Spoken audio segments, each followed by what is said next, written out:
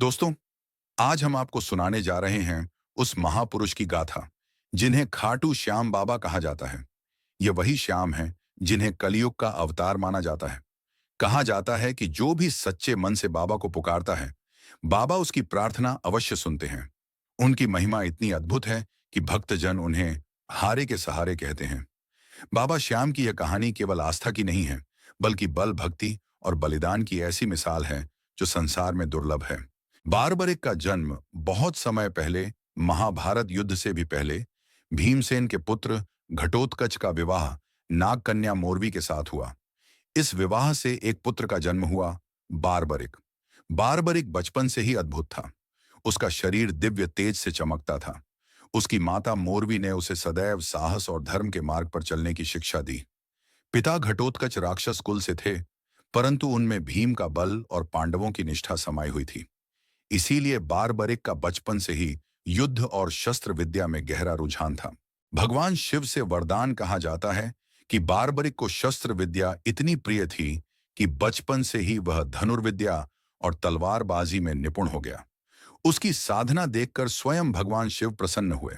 Barbaric ने भोलेनाथ की कठोर तपस्या की। कई वर्षों तक उसने ध्यान और तप से उन्हें प्रसन्न किया। अंततः भगवान शिव प्रकट हुए और बोले, वत्स, मैं तुम्हारी भक्ति से प्रसन्न हूं। मांगो, क्या वरदान चाहिए? बारबरिक ने हाथ जोड़कर कहा, भोलेनाथ, मुझे ऐसा शस्त्र दीजिए जो मुझे अंजेय बना दे, लेकिन मेरी शक्ति सदैव धर्म और न्याय की रक्षा में ही उपयोग हो।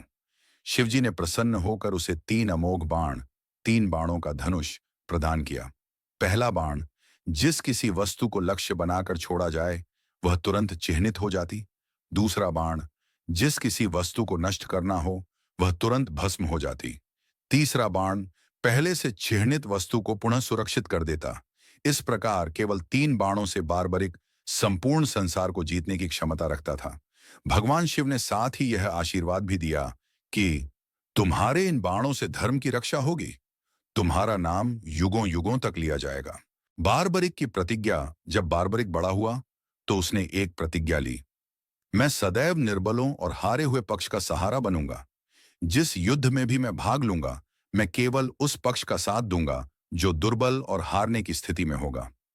यही प्रतिज्ञा आगे चलकर महाभारत युद्ध की आहट समय बीतता गया और महाभारत का महान युद्ध आरंभ होने वाला था। कुरुक्षेत्र की धरती पर पांडव और कौरव आमने सामने थे। संपूर्ण ब्रह्मांड की नजर इस युद्ध पर थी।